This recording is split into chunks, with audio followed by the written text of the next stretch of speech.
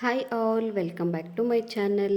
ಇವತ್ತಿನ ರೆಸಿಪಿ ಬಗ್ಗೆ ಹೇಳೋದಾದರೆ ಪಾಲಕ್ ಸೊಪ್ಪನ್ನ ಬಳಸ್ಕೊಂಡು ಯಾವ ರೀತಿಯಾಗಿ ನಾವು ರೈಸ್ ಬಾತ್ನ ಮಾಡೋದು ಅಂತ ತಿಳಿಸ್ಕೊಡ್ತಿದ್ದೀನಿ.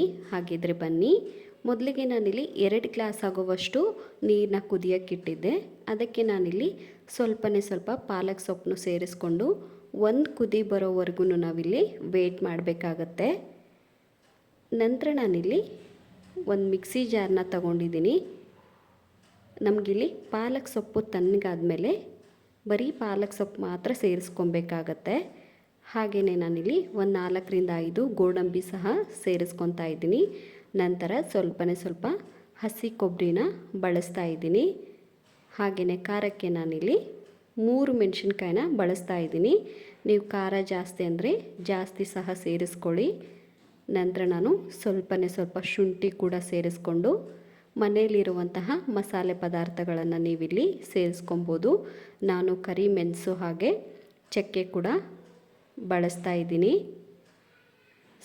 ಸ್ವಲ್ಪ ಲಾಸ್ಟಲ್ಲಿ ನೀರನ್ನ ಸೇರಿಸ್ಕೊಂಡು ನಾವು ಇದನ್ನು ನುಣ್ಣಗೆ ಪೇಸ್ಟ್ ಮಾಡ್ಕೊಬೇಕಾಗತ್ತೆ.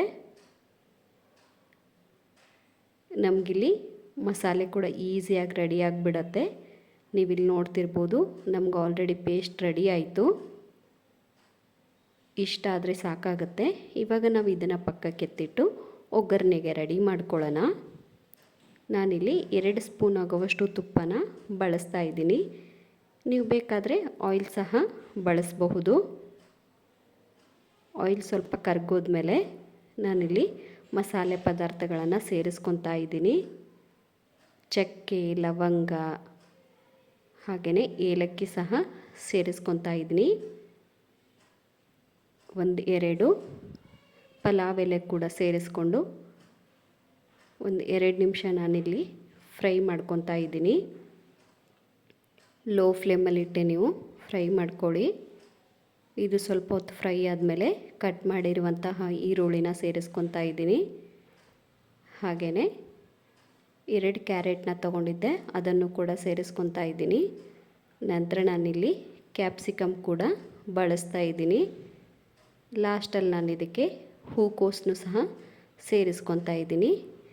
ನೀವು ಬೇಕಾದರೆ ಬಟಾಣಿ, ಆಲೂಗಡ್ಡೆ, ಮನೆಯಲ್ಲಿರುವಂತಹ ಎಲ್ಲ ತರಕಾರಿಗಳನ್ನು ನೀವು ಸೇರಿಸ್ಕೊಂಡು ಈ ಬಾತನ್ನ ನೀವಿಲ್ಲಿ ಮಾಡಬಹುದು. ಇವಾಗ ನಾವಿಲ್ಲಿ ರೆಡಿ ಮಾಡಿರುವಂತಹ ಪೇಸ್ಟ್ನ ಸೇರಿಸ್ಕೊಳ್ಳೋಣ. ಸೇರಿಸ್ಕೊಂಡು ಇದನ್ನು ಚೆನ್ನಾಗಿ ಮಿಕ್ಸ್ ಮಾಡ್ಕೊಬೇಕಾಗತ್ತೆ. ನಾವಿಲ್ಲಿ ಮೀಡಿಯಮ್ ಫ್ಲೇಮಲ್ಲಿಟ್ಟೆ ಈ ಪ್ರೊಸೀಜರ್ನ ಮಾಡಬೇಕಾಗತ್ತೆ, ಇಲ್ಲಾಂದರೆ ಕಟ್ಟೋಗಿಬಿಡುತ್ತೆ. ನಂತರ ನಾವಿಲ್ಲಿ ರುಚಿಗೆ ತಕ್ಕಷ್ಟು ಉಪ್ಪನ್ನು ಕೂಡ ಸೇರಿಸ್ಕೊತಾ ಇದ್ದೀನಿ. ಹಾಗೆಯೇ ನೆನೆಯಕ್ಕಿಟ್ಟಿರುವಂತಹ ಅಕ್ಕಿನೂ ಕೂಡ ಬಳಸ್ತಾ ಇದ್ದೀನಿ. ನಾನಿಲ್ಲಿ 2 ಗ್ಲಾಸ್ ಅಕ್ಕಿಗೆ 4 ಗ್ಲಾಸ್ ಆಗುವಷ್ಟು ನೀರನ್ನ ಸೇರಿಸ್ಕೊಂಡಿದ್ದೆ. ನೀವು ಕ್ವಾಂಟಿಟಿಗೆ ತಕ್ಕಂತೆ ರೈಸ್ನ ಬಳಸ್ಬೋದು. ಹಾಗೆಯೇ ನೀವಿಲ್ಲಿ ರುಚಿ ಸಹ ನೋಡಿಬಿಟ್ಟು ಎಕ್ಸ್ಟ್ರಾ ಏನಾದರೂ ನಿಮ್ಮ ಖಾರ ಉಪ್ಪು ಜಾಸ್ತಿ ಆದರೆ ಅದನ್ನು ಸರಿಪಡಿಸ್ಕೋಬೋದು. ನನಗಿಲ್ಲಿ ಉಪ್ಪು ಕಡಿಮೆ ಆಗಿತ್ತು, ಉಪ್ಪನ್ನ ಸೇರಿಸ್ಕೊಂಡು ಲಿಡ್ನ ಕ್ಲೋಸ್ ಮಾಡಿ ನಾವಿಲ್ಲಿ 1 ವಿಷಿಲ್ನ ಕೂಗಿಸ್ಕೊಂಡ್ರೆ ನಮಗೆ ಈಸಿಯಾಗಿ ಪಾಲಕ್ ವೆಜ್ ಬಾತ್ ರೆಡಿ ಆಗುತ್ತೆ. ನೀವು ಇದನ್ನು ಈಸಿಯಾಗಿ ಸರ್ವ್ ಕೂಡ ಮಾಡ್ಕೊಬಹುದು.